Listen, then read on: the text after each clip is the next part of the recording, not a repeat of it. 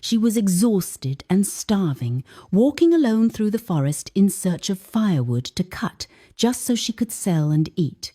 Suddenly, she spotted an old woman struggling to carry a heavy bundle of wood. Without hesitation, she hurried over to help, carrying the firewood all the way down to the old woman's home. In gratitude, the woman blessed her with a magical necklace.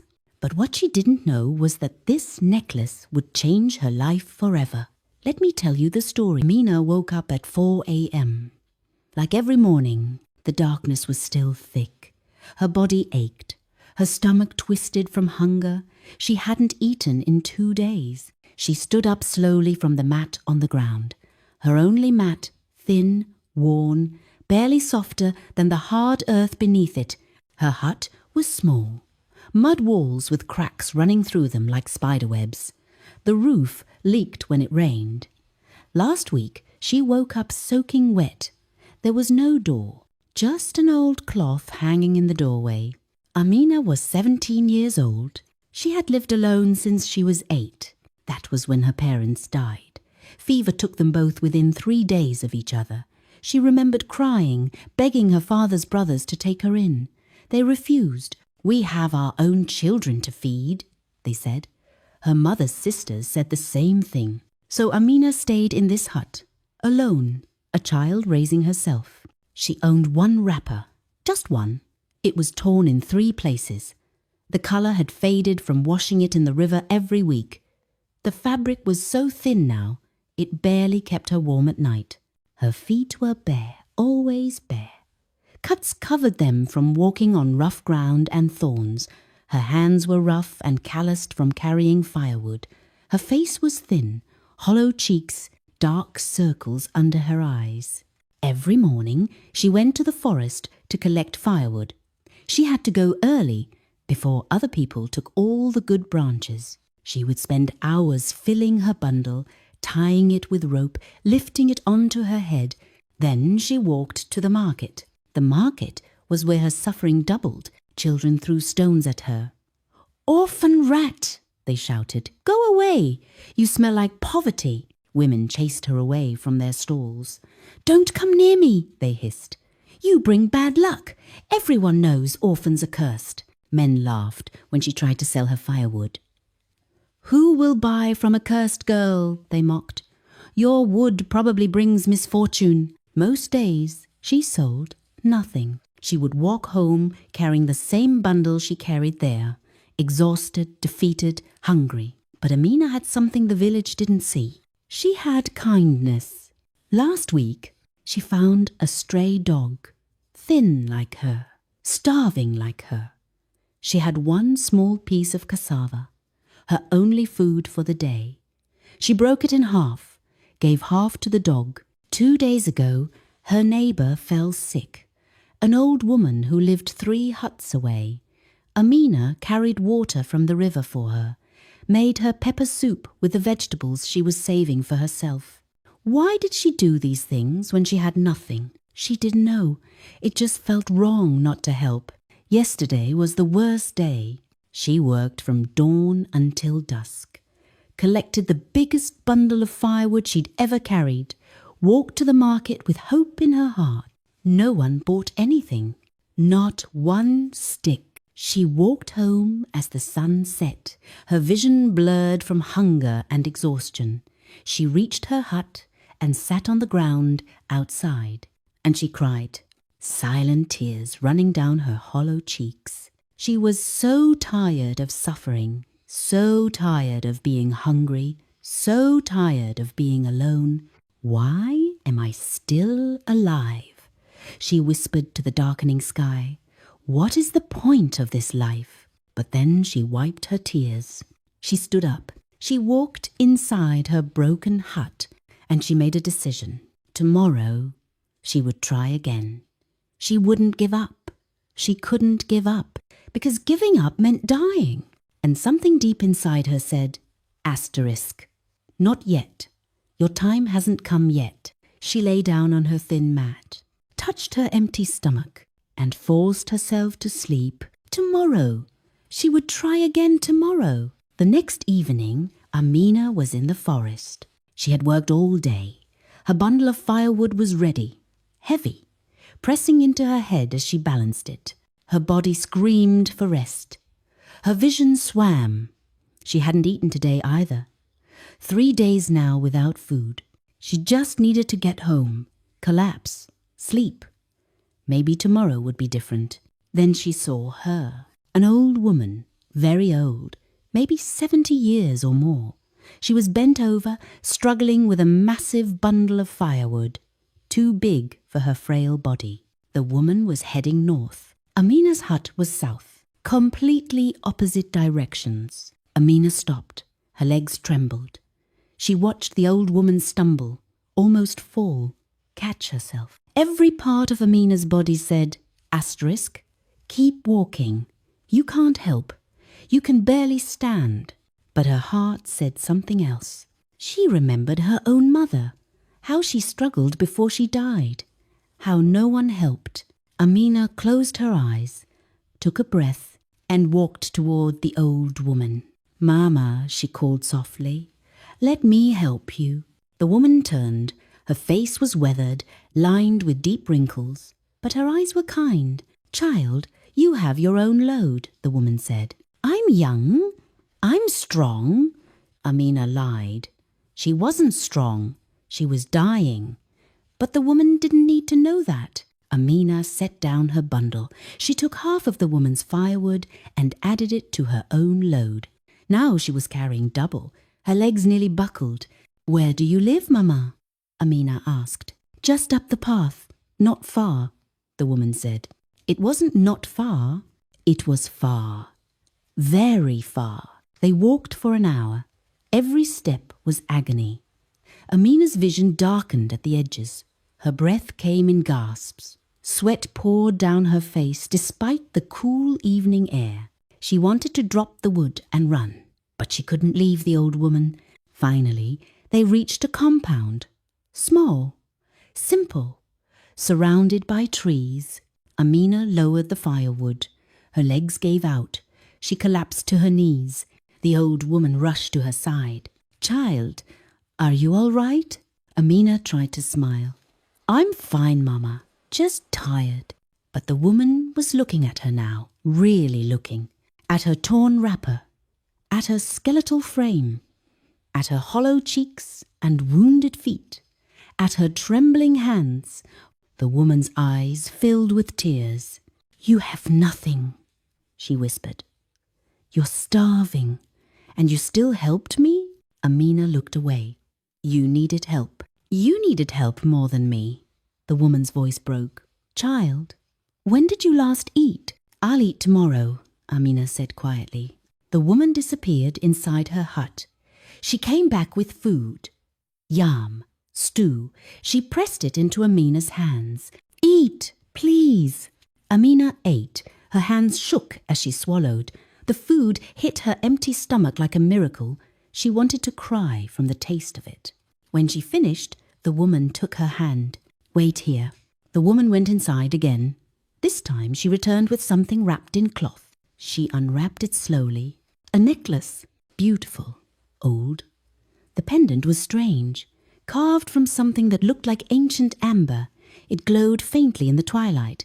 The chain was delicate but strong. Take this, the woman said. No, Mama. I can't. Sell it.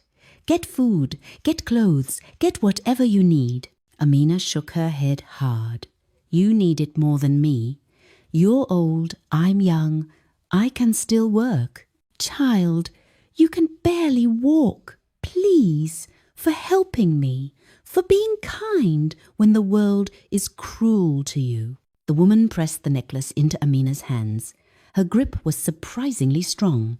Amina looked at it. The pendant seemed to pulse with warmth. I don't know what to say. Say you'll take care of yourself. Say you'll remember that kindness still exists. Amina's eyes filled with tears. The first gift anyone had given her in 9 years. Thank you, Mama, she whispered. The woman smiled. No, my daughter. Thank you. Amina wrapped the necklace carefully, put it in the fold of her wrapper, close to her heart. She picked up her firewood bundle. It felt lighter somehow, even though it wasn't. She walked home in the darkness. It took her another hour. By the time she reached her hut, she could barely see straight. She collapsed on her mat, too exhausted even to feel hungry anymore.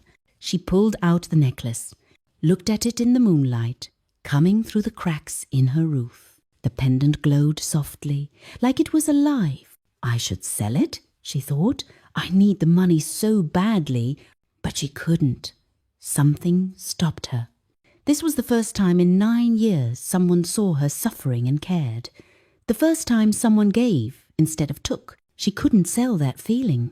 She put the necklace around her neck, tucked it under her wrapper where no one could see it. It rested against her skin, warm, comforting, like a mother's hand. "I'll never sell it," she whispered to the darkness. "Never. It's the first gift I ever received. It reminds me that someone cared." She closed her eyes, and for the first time in years, she fell asleep smiling. Week 1, after receiving the necklace. Amina went to the market like always, the necklace hidden under her torn wrapper, against her skin. She didn't know why, but she felt different, stronger somehow. She set up her firewood, expected the usual insults, the usual rejection, but something changed. A wealthy trader stopped at her pile. He actually looked at her firewood, picked up a piece, examined it. "This is good quality," he said. Amina's heart jumped. No one ever complimented her wood. "How much?" he asked. She stammered out her price, the same price everyone else rejected. He reached into his pocket, pulled out twice the amount. "You look like you need it," he said simply. Amina stared at the money in her shaking hands. Twice what she asked, enough for food for 3 days.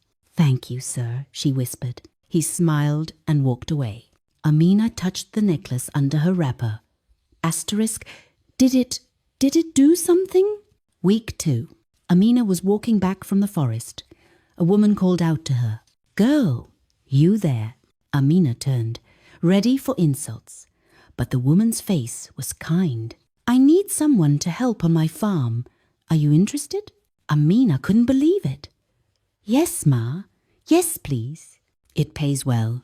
1 meal included daily. A meal every day."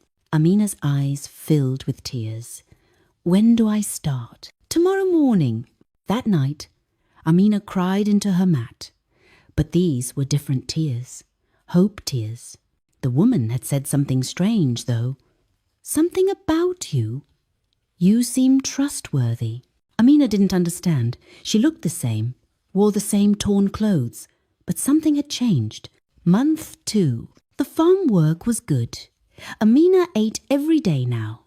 Her body grew stronger, her face less hollow. One afternoon, the village chief's wife visited the farm. She watched Amina work, watched how carefully Amina handled everything, how she helped other workers without being asked. The chief's wife approached her. "I've been watching you. You work hard. You're kind to everyone." Amina bowed her head respectfully. "I need someone to manage my household. Interested?" Amina couldn't speak. Managing the chief's household? That was a position people fought for. "It pays more. You'll have a room. 3 meals every day." Amina fell to her knees. "Thank you, Ma. Thank you." 2 weeks later, Amina moved from her broken hut to the servant quarters in the chief's compound.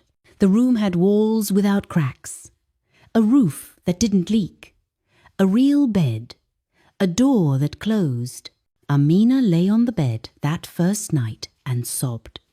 3 months ago, she was sleeping on the ground, starving.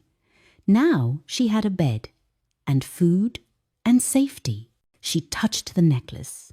It pulsed warm against her skin. Month 4, the chief's wife discovered something.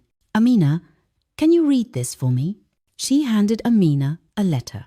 Amina read it aloud. Clearly, perfectly, the chief's wife gasped. "You can read and write?" "My mother taught me before she died, Ma." "Why didn't you tell anyone?" "No one asked, Ma." The chief's wife's eyes lit up. The chief needs help with records, with accounts. Someone who can read and write and count. Within a week, Amina was promoted.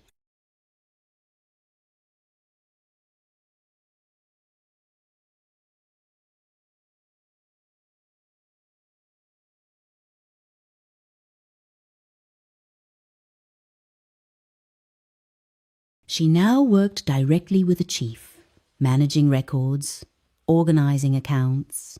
The pay doubled. People in the village started noticing. Isn't that the orphan rat? She works for the chief now. How did she?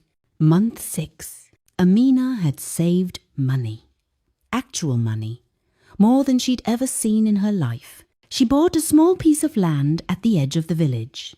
Started planting vegetables. Tomatoes, peppers, onions. Everything grew. Fast, healthy, abundant. She sold the vegetables at market. They sold out immediately. Your vegetables are the best. So fresh. I'll buy everything you have. Amina's hands shook as she counted her profit. In one market day, she made more than she used to make in a month of selling firewood. She bought more seeds, planted more, hired 2 other poor girls to help her, paid them well, fed them, treated them with kindness. The business grew and grew and grew. People whispered, "The orphan girl is becoming rich. How is this possible?" What changed? Amina didn't tell anyone about the necklace. She wore it always, hidden, secret. But she wondered too. Was it the necklace? Or was it just her time to be blessed? She touched it one evening, sitting under a tree near her growing farm. "Thank you," she whispered, to the necklace, to the old woman, to God, to whoever was listening. "Thank you for seeing me. 6 months ago, she was invisible. Cursed, rejected. Now people saw her, respected her, wanted to work with her. Everything she touched turned to success. It felt like magic. But Amina stayed humble. She remembered the hunger, the cold, the loneliness. She would never forget. And she would never become cruel like those who had been cruel to her. Month 9. Amina's vegetable farm became something more. A trader from town visited. "I hear you grow the best produce. I want to buy everything. Can you supply me weekly?" Amina said yes. She expanded, bought more land, hired more workers. Started buying produce from other small farmers too. She became a middleman, buying from villages, selling to town. The profit was enormous. Month 11. A major opportunity came. A wealthy merchant in the big town needed a reliable supplier. Someone honest, someone trustworthy. He'd heard about Amina. "Everyone says you're fair, you pay on time, you keep your word." He offered her a contract. Supply his shops with produce, grains, everything. One deal, one single deal. Amina made more money than she'd made in her entire life combined. She sat in her room that night, staring at the money. She touched the necklace, and she cried. She remembered sleeping on the ground, starving, begging for mercy. "How is this real?" she whispered. Month 12. 1 year. Exactly 1 year since she helped the old woman. Amina was now the richest person in the village. She owned a large compound, beautiful, strong walls, multiple rooms, a compound bigger than the chief's. She wore fine clothes now, good shoes. Her feet no longer bled. Her body was healthy, her face full, her eyes bright. She ate 3 meals a day, could afford anything. The village was in shock. The orphan rat is richer than all of us? How did this happen? She must have used juju. No, she worked hard. She was smart. People argued, gossiped. Some were jealous, some were amazed. But Amina didn't care about their opinions, because she had something more important to do. Her first action with her wealth. She found them. All 7 orphans in the village. Children living like she once lived. Hungry, alone, suffering. She brought them to her compound. built a special wing. Rooms for each child, beds, clothes, food. You'll live here now, she told them. Their faces were confused, disbelieving. You'll eat every day, you'll go to school, you'll never sleep hungry again, the children cried. One little girl, maybe 6 years old, hugged Amina's legs. Are you an angel? She whispered. Amina knelt down, held the girl's face. No, sweetie, I'm just someone who remembers what it's like to be you. She fed them, clothed them, enrolled them in school, gave them everything she never had. No child will suffer like I did, she declared, not while I'm alive. Her second action. She went back to her old hut, the broken one, the one with cracks and leaks and no door. People thought she would destroy it, build something else there. She didn't. She repaired it, fixed the roof, filled the cracks, put a proper door, but kept it simple, exactly as it was, just functional. Why? Her workers asked. So I never forget where I came from. Every week she visited that hut, sat inside, touched the walls, remembered the hunger, the cold, the loneliness, touched her necklace. Never forget, she told herself. Never forget. The village changed around her. Some people were jealous, spreading rumours. She's a witch. She used dark magic. But more people loved her because she helped everyone. She built a well for the village, fixed the roads, gave jobs to those who needed them. The children who once threw stones at her now bowed respectfully. Good morning, Ma Amina. The women who chased her away now asked for her help. She gave it freely. The men who mocked her now sought her business advice. Amina helped them all, but she stayed humble. She still worked hard, every single day, treated her servants like family, paid them more than anyone else in the village, shared her wealth freely, never bragged, never showed off, never became cruel, because she remembered. One evening, sitting in her beautiful compound, surrounded by the 7 orphans laughing and playing, Amina touched her necklace. 1 year ago I was dying, she whispered. Today I'm giving life to others. She looked up at the sky. How did this happen? Was it you, God? Was it the necklace? Was it just my time? She thought about the old woman, the gift, the kindness. I need to find her, Amina decided. I need to thank her properly. I need to tell her what her gift did for me. Tomorrow she would go looking. Tomorrow she would find the old woman and show her how one act of kindness changed everything. The next morning, Amina set out. She remembered the path. North, through the forest, the long walk. The compound surrounded by trees. She walked with purpose, her heart full of gratitude. But when she arrived, her heart stopped. The compound was abandoned, empty, completely empty. The hut was falling apart. No one had lived there for years. Weeds grew everywhere. The door hung broken. No, Amina whispered. This can't be right, she asked villagers nearby. An old woman? Who lived here? They shook their heads. No one has lived there for 10 years, maybe longer. But I was here. I walked her home. I saw her go inside. They looked at her strangely.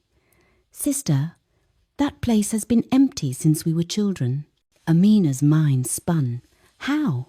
She was there. It was real. Was she?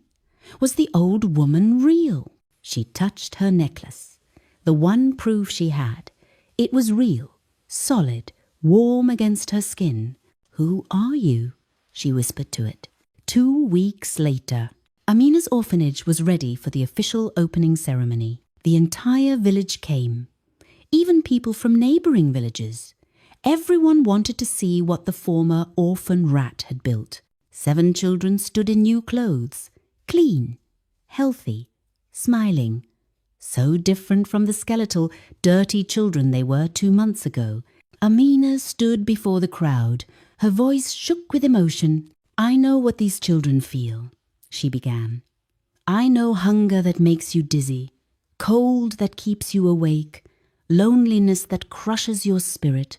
The crowd was silent. "I built this place so no child suffers alone.